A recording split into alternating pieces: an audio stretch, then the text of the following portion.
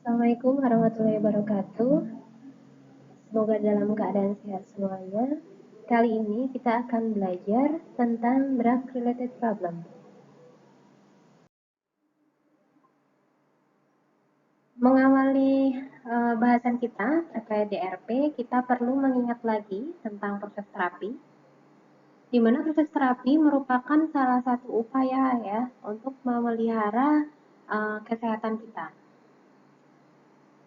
Pasti setiap manusia ingin tubuhnya selalu sehat ya, agar tidak terganggu dalam menjalankan setiap aktivitasnya. Nah, upaya mencapai kesehatan ini bisa dilakukan secara preventif maupun kuratif. Upaya preventif dilakukan ya agar tubuh selalu sehat ya, mencegah ya, upaya mencegah agar tubuh selalu sehat dan tidak terjadi sakit. Nah, sedangkan upaya kuratif adalah suatu upaya yang dilakukan ya jika sakit itu sudah terlanjur terjadi di tubuh kita. Kita lakukan upaya penyembuhan atau yang disebut kuratif. Upaya-upaya yang dilakukan untuk penyembuhan ini antara lain adalah salah satunya dengan periksa ya. Biasanya kita kan periksa ke dokter, kemudian dari dokter akan diketahui ya penyakit apa yang terjadi pada tubuh kita, yaitu yang disebut dengan diagnosa. Setelah diketahui diagnosa penyakit ya, kemudian diberikan terapi ya, saran terapi dari dokter. Terapi tersebut bisa berupa terapi farmakologis maupun terapi non farmakologis. Nah, dalam proses pemberian terapi ini ya pasti ada tujuan terapinya ya. Tujuan pemberian terapi adalah tadi agar sembuh ya, atau meminimalkan suatu gejala. Bedanya dengan DRP, dengan terapi ini adalah jika terjadi DRP ya, masalah terkait obat pemberian terapi, itu akan menghambat tercapainya goal terapi yang diinginkan. Nah, dari situlah tentunya ya kenapa kita belajar tentang DRP ya, agar memastikan ya, membantu memastikan bahwa terapi yang diberikan adalah terapi yang paling optimal untuk mencapai goal terapi. DRP atau masalah terkait obat itu merupakan kejadian yang tidak diinginkan yang dialami oleh pasien terkait atau diduga ya ada kaitannya dengan terapi obat, sehingga dapat berpengaruh pada proses pencapaian tujuan terapi. Farmasis bertugas dalam mengkaji adanya DRP sesuai dengan kaidah ilmiah. Maka dari itu, komunikasi dengan tenaga kesehatan lain menjadi upaya dalam mengatasi adanya DRP. Jadi ya secara sederhana dikatakan bahwa DRP adalah problem di dalam penggunaan obat yang dapat mengganggu tercapainya efek obat yang diharapkan.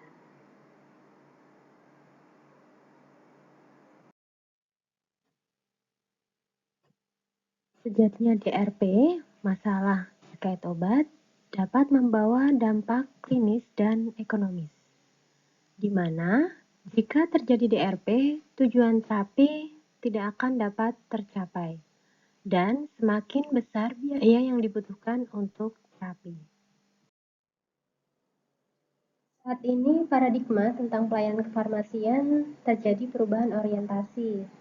Awalnya dari orientasi terhadap produk ya atau product oriented, yaitu pengelolaan obat, dan yang sekarang beralih menjadi orientasi terhadap pasien, yaitu pasien oriented, yang dimana mengacu kepada pelayanan kefarmasian atau pharmaceutical care.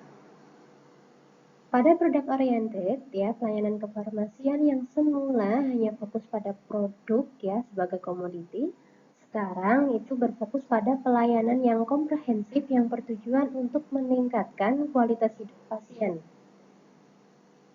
Tenaga kesehatan merupakan tenaga profesional yang memiliki tingkat keahlian dan pelayanan yang luas dalam mempertahankan dan meningkatkan kualitas pelayanan kesehatan. Tenaga kesehatan yang dimaksud ya antara lain perawat, dokter gigi, bidan ya, dan juga SDM lain seperti penunjang medik ya, yaitu di apoteker ya, bagian gizi, di mana pelayanan bermutu dapat diperoleh melalui praktek kolaborasi antar tenaga kesehatan dan juga SDM yang terkait ya.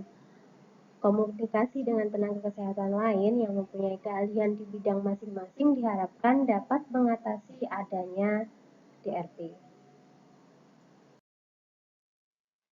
DRP menurut Sipol 2012 ada beberapa kategori. Yang pertama, terkait masalah indikasi, kemudian terkait masalah efektivitas, terkait masalah keamanan, dan terkait masalah kepatuhan. DRP terkait masalah indikasi ada beberapa macam, yaitu terapi obat tidak diperlukan dan memerlukan obat tambahan.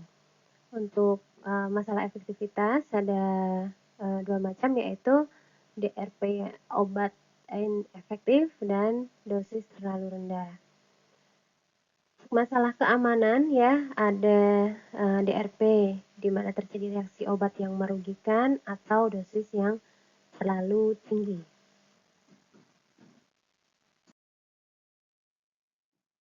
Kategori DRP terapi obat tidak diperlukan. Ada beberapa penyebabnya. Di sini dapat dilihat di tabel ya. Antara lain, tidak ada indikasi pengobatan pada saat ini, atau lebih dari satu produk obat yang digunakan, padahal hanya diperlukan obat tunggal. Kondisi lebih baik diobati dengan non-farmakologi, atau terapi obat digunakan untuk mengobati efek samping yang berhubungan dengan obat lain yang dapat dihindari. Atau bisa juga penyebabnya adalah masalah medik di mana disebabkan oleh penyalahgunaan obat, alkohol, atau merokok. Ini misalnya ini ya, misal ada seseorang yang sedang menderita flu ya, di mana flu biasanya gejalanya demam ya, sakit kepala gitu. Nah, tetapi setelah dia periksa ya, ternyata dia mendapat obat, ada beberapa macam, ada dapat paracetamol ya, ada juga dia dapat amoxicillin ya. Nah, ini adalah salah satu yang bisa kita kategorikan pada DRP di mana terapi obat tidak diperlukan. Kenapa ya? Karena di sini diindikasikan bahwa pasien tersebut mendapat obat ya yang sebenarnya dia tidak perlukan ya. Jadi tidak ada indikasi ya, yaitu penggunaan antibiotik ya. Karena dengan sakit flu ya, kenapa harus dikasih antibiotik? Nah, itu bisa masuk di kategori terapi obat yang tidak diperlukan. Nah, untuk kategori DRP memerlukan terapi obat tambahan ya, beberapa penyebab yang bisa jadi penyebabnya antara lain terdapat sebuah kondisi medik yang memerlukan inisiasi terapi obat baru ya, atau juga terapi preventif diperlukan untuk menurunkan resiko berkembangnya kondisi baru, atau sebuah kondisi medik di mana memerlukan terapi kombinasi untuk mencapai efek sinergisme dan adiktif ya.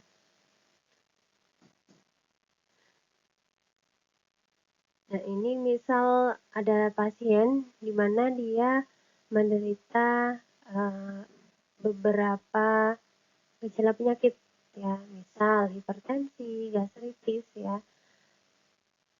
Nah, ternyata obat yang diberikan petugas kesehatan itu hanya obat hipertensi ya, padahal di diagnosanya ada tertulis dia sakit gastritis ya. Nah, ini dapat dikatakan bahwa pasien tersebut mengalami DRP, yaitu memerlukan terapi obat tambahan ya. Kenapa? Karena dia belum dapat obat untuk mengatasi gastritisnya. Kategori DRP yang lain antara lain DRP obat inefektif. Beberapa penyebab diantaranya yaitu obat bukan yang paling efektif untuk masalah medik yang dituju, ya, atau bisa juga karena produk obat tidak efektif untuk kondisi medik pasien. Kondisi bersifat refraktor terhadap produk obat yang sedang digunakan, atau penyebab lain bisa juga karena bentuk sediaannya tidak tepat, ya.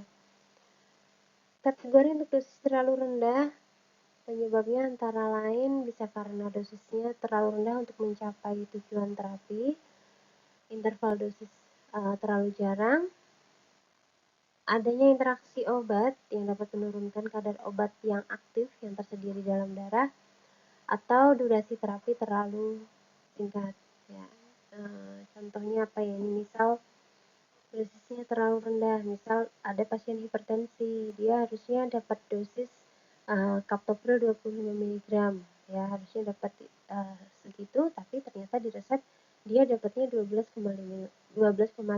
mg. Jadi kan dosisnya terlalu rendah ya untuk mencapai tujuan terapi yang diharapkan. Atau mungkin contoh lain, misal ada pasien yang dapat paracetamol, ya. Nah, misal harusnya dia sesuai frekuensinya harusnya 3 kali sehari 1 tablet, ya, tapi ternyata dia dapat rekomendasinya adalah 2 kali sehari, ya, 1 tablet. Nah, itu kan juga ya, jadi kurang, ya, interval atau frekuensi minum obatnya. DRP reaksi obat yang merugikan, beberapa penyebabnya antara lain produk obat dapat menyebabkan sebuah reaksi yang tidak diharapkan, di mana reaksi ini terjadi tidak ada hubungannya dengan dosis, ya. Atau penyebab lain karena obat yang lebih aman diperlukan karena faktor risiko pasien, atau bisa juga karena adanya interaksi obat yang menyebabkan reaksi yang tidak diharapkan, di mana reaksi ini juga tidak ada hubungannya dengan dosis. Atau bisa juga karena regimen obat diberikan atau diubah terlalu cepat, ya, atau bisa juga karena terjadi reaksi alergi, atau obat kontraindikasi terhadap faktor risiko pasien. Ya, memang hampir semua obat mempunyai efek samping, ya, meskipun tidak semua efek samping ini dapat terjadi atau mempunyai makna secara klinis, ya. Sebagian besar bahkan dapat diabaikan atau tidak cukup mengganggu pada pasien. Ya, memang idealnya selalu diinformasikan, ya, kepada pasien kemungkinan efek samping yang bisa terjadi saat mengkonsumsi suatu obat. Gitu. Nah, untuk alergi nih, ya, sebenarnya reaksi khusus yang memang bersifat individual, ya, dan tidak bisa diprediksi. Jadi riwayat alergi pasien itu makanya sangat penting sekali, ya, saat kita mau memberi obat. Jadi bisa dipilihkan obat yang lain, jangan sampai menimbulkan reaksi obat yang merugikan pada pasien. Nah, DRP yang lain adalah dosis terlalu tinggi, ya. Penyebabnya antara lain dosis terlalu tinggi untuk pasien, mungkin dari sisi frekuensi pendosisannya yang terlalu singkat, atau durasi terapinya terlalu panjang, ya. Harusnya cukup diminum selama 5 hari, tapi diberikannya sampai 10 hari.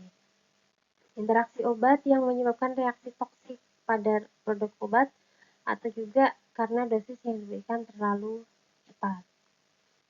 Kategori DRP yang terakhir di sini adalah terkait ketidakpatuhan, ya, di mana ketidakpatuhan ini penyebabnya bisa jadi karena pasien tidak memahami instruksi atau aturan pakai, atau bisa jadi karena pasien lebih memilih tidak mengkonsumsi obat, ya, jadi sudah dapat resep tapi tidak diminum, bisa juga, ya. Atau pasien lupa, jadi nggak sengaja, ya, tidak sengaja dia lupa nggak konsumsi obat terlalu mahal, ya.